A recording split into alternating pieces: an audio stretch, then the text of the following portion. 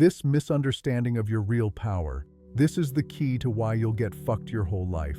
Like that elephant in Thailand they abused till death, like a slave who could escape into the jungle at any moment and never be found again. Yet he doesn't.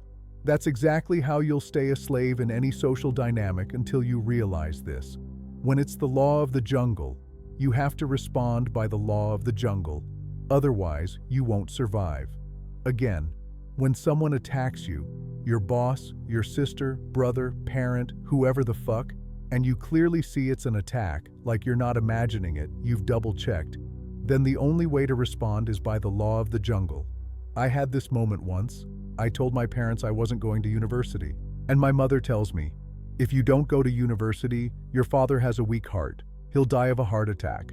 I have a weak heart. I'll die of a heart attack. Because my father died of a heart attack, your older brother hasn't gotten on his feet yet. He'll become a loser and a junkie. You'll destroy us all with your selfishness.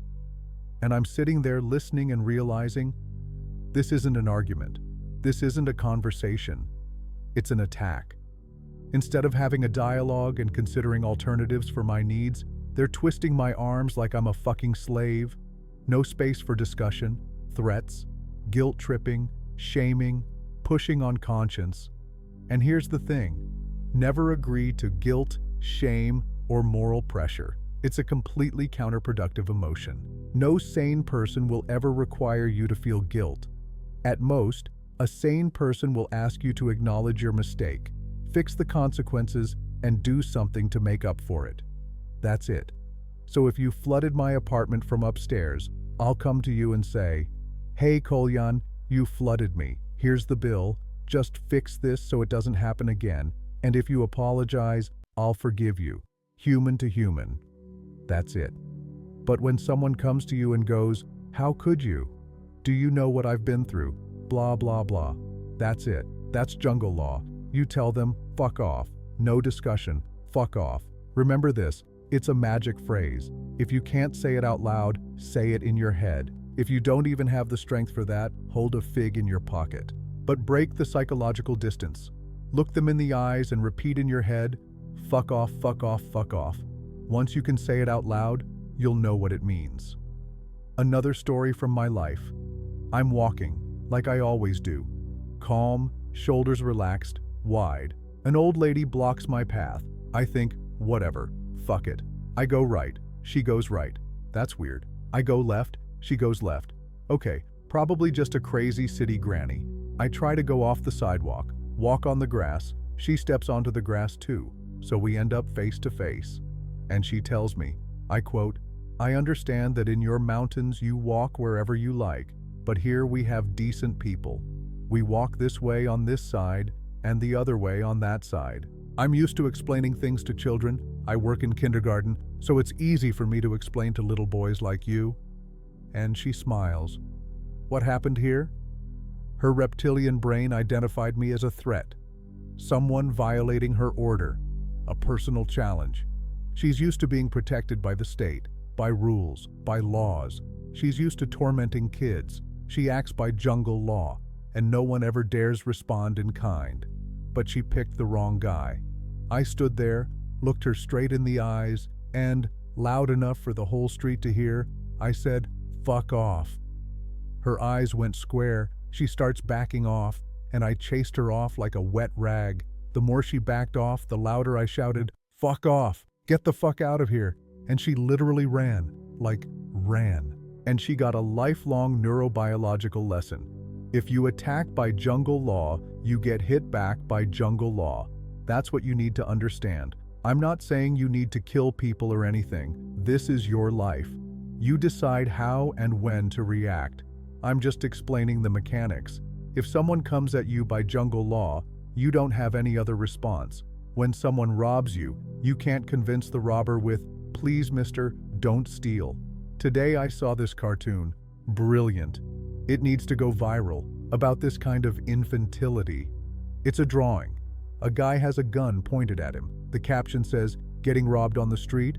Just say no. The robber can't take your stuff without your permission. It's unconstitutional. Article 335, Section 3. Like, fuck off. It doesn't work like that. And here's the most important part. When you refuse to defend yourself after being attacked, your reptilian brain gets suppressed.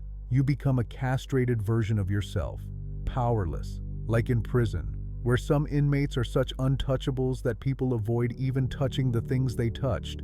That's where you fall. When you're 15 or 16, getting chewed out in front of your classmates and you say nothing. That's when they break your identity. Everything must have a process. Say you screwed up a report at work. You accept constructive criticism.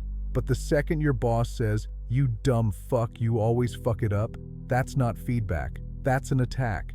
And you must make it clear. It's unacceptable. And if he keeps doing it, there will be consequences, and they won't be nice. If you don't get that, if you're not ready to defend yourself, you'll be treated like shit. Biologically, neurophysiologically, and factually. Here's another example. That fucking scopin' maniac. I saw a clip of two radio hosts discussing the case. One asked, "I don't get one thing.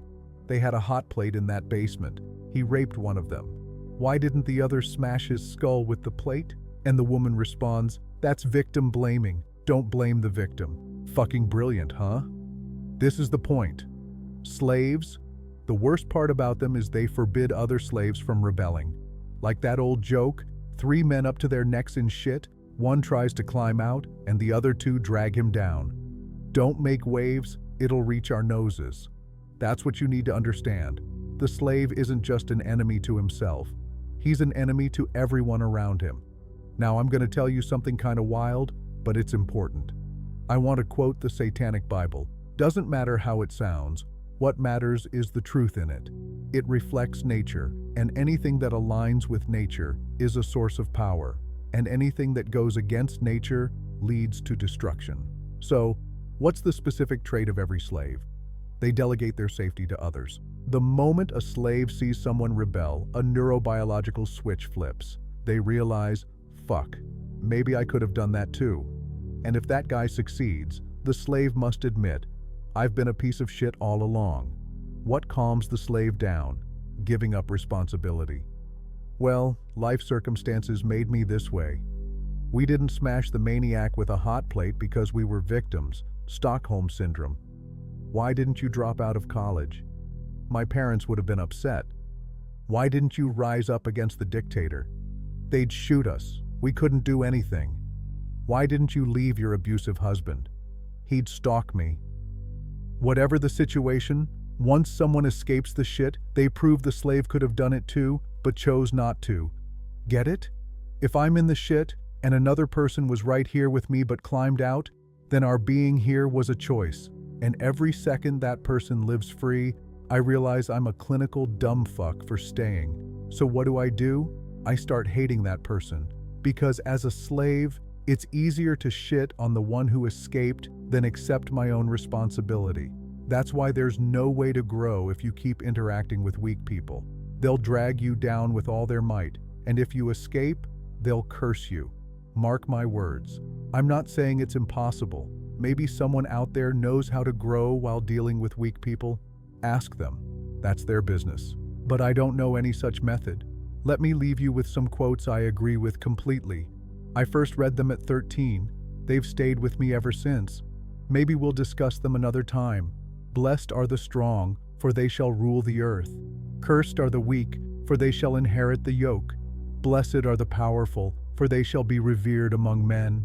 Cursed are the feeble, for they shall be wiped from the earth. Blessed are the brave, for they shall be masters of the world. Cursed are the righteously humble, for they shall be trampled. Blessed are the victorious, for victory is the basis of right. Cursed are the submissive, for they shall serve forever. Blessed is the iron hand, let the unyielding flee from it. Cursed are the weak in spirit, let them be spat upon. Blessed are those who scorn death, for their days shall be long. Cursed are those who place hope in life after death, for they shall perish among the many. Blessed are the destroyers of false hope, for they are true messiahs. Blessed are the valiant, for they shall inherit great treasures. Cursed are those who believe in good and evil, for they are haunted by shadows. Blessed are those who believe in their own good, for fear shall never enter their minds. Thrice cursed are the weak, whose insecurity makes them dangerous. May it serve and torment them. Blessed are the great of mind, for they shall ride the whirlwinds. Cursed are those who teach that lies are truth and truth is lies, for they are abominable. And my favorite, blessed is he who has enemies, for they shall make him a hero. Cursed is he who does good to those who sneer back, for he shall be despised. That is the selection of the violent. That is the cult of strength.